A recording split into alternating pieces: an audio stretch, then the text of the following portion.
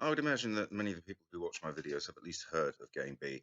And I've noticed that there seems to be a perception, which I don't agree with personally, but anyway, it doesn't matter whether I agree or not, the perception exists that the Game B conversation is somewhat impenetrable for, just average folk kind of thing.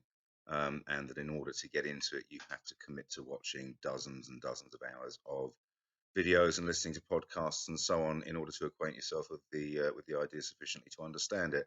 And I mean, there is some truth to that. You can go as deep into it as you want to, but I think many of the key concepts that are the foundation of Game B are actually pretty straightforward to understand. And so I thought it might be a good idea to make a series of short videos to explain in fairly straightforward terms some of those key concepts.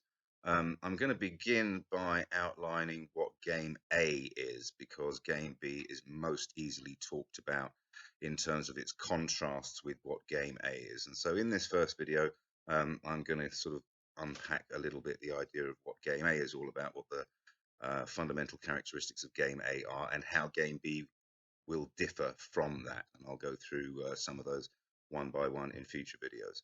So, Game A. If you've played Sid Meier's Civilization, then you've got a pretty decent handle on what Game A is. I think they're actually quite closely analogous. And so, in the game Civilization, you start off at a little tiny village, and you go scouting around. You can't see any of the surrounding territories. You have to go scouting around and see what's there, and you come across resources, and you have to cultivate them and manage them. Your population starts to grow. You investigate technologies. You have to distribute resources so that your population gets fed. There are bands of barbarians wandering around who want to kill you and take over your city, so you have to defend yourself against those in the early part of the game. As the game develops, and this is where Game A really comes in, as the game develops, you start to bump into other fledgling civilizations. And in order to maintain the integrity of your own civilization, you have to do several things. As I've already said, you've got to cultivate resources so that you can feed everyone.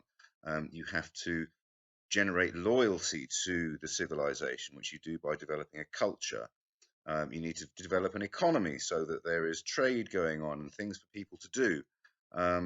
You need to develop a religion so that people have, this is part of loyalty to the culture, a broader involvement in the culture as a whole, not just with their immediate circles. And you have to cultivate a military, otherwise you get taken over by the other civilizations. And so this is a pretty good analogy for what Game A is. Back in the day, before there were civilizations, hunter-gatherer tribes spread across the world, took over every available niche, and became the apex predator in each and every niche. But at some point, they became so successful, they started bumping into each other. And all the territory was already occupied, and so there was nowhere else to go. And so one of two things that had to happen. They either start killing each other all the time, or they figure out a way to exist in larger bands than they previously had done. And so this is the beginning of Game A, was the bumping together of small tribes who had to figure out ways to exist in larger groups where the intimacy of relationship can no longer be the glue that holds them together. Another way of doing that needs to be come up with, and that's kind of Game A. And so Game A is what we have been doing for the last 12,000 years. And of course, there have been very, very, very many variations on Game A. There's been lots of different religions, lots of different ways of treating women and slaves and so on, lots of different ways of accessing water, lots of different engineering skills, lots of different technologies, all of that kind of thing. There are many ways in which Game A has been extremely successful. I mean, obviously, different tribes had different skill sets and different knowledge about different things. And so if you can figure out a way to collaborate effectively, then all of a sudden the civilization as a whole has access to all of the skills that all of the tribes and all of the knowledge that all of the tribes had access to. And so there are huge advantages in this collaboration across scale, but there are also significant externalities that are produced by Game A. And I guess in a way you could say that our current civilization is the winner thus far of Game A, because it's the only one that has not collapsed. Every civilization in history has collapsed. The Greeks, the Romans, the Ottomans, the Egyptians, the Mayans, the Incans, the Sumerians, all of these civilizations are gone now. and ours is the latest evolution, the latest refinement of Game A. But Game A is characterized by certain things. All of these evolutions of Game A are characterized by three basic principles, and that's what I want to go into in future videos, is look at what each of these things might look like from a Game B perspective.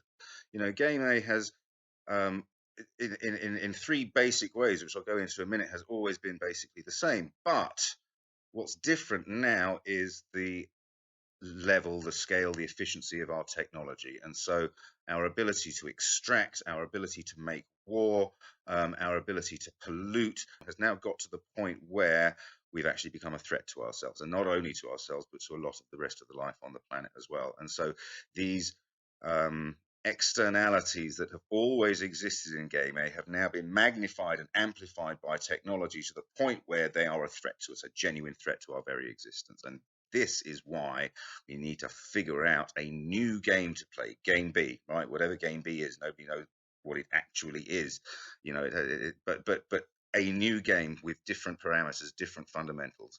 So the three things that I'm going to talk about in future videos, the three characteristics that have always underpinned every iteration of Game A are complicatedness, and so using complicated systems, hierarchies, governments, rules, laws, these kinds of things to manage complex systems, the environment, ecosystems, human beings, society, and so on.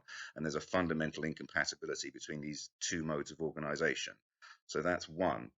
Second one is a top-down broadcast modality of sense making and decision making. And so a king or an emperor or a government or whatever it might be decides what's going on in the world, what's best for the civilization, tells everybody else what to do, and they follow those instructions. And so your role as a member of the society is simply to basically listen and do as you're told, right? So that's broadcast. And then the third one is rivalrousness.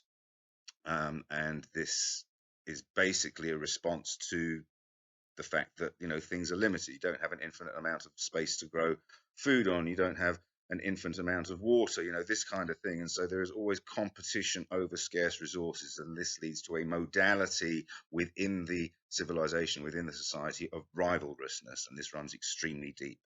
So these three notions of rivalrousness and broadcast modality and complicatedness are enduring features of Game A, and it is these things which need to be turned on their heads in Game B into anti-rivalrousness, distributed, decentralized sense-making and decision-making processes, and the use of complex decision-making process in order to handle the complexity of the systems with which we need to deal.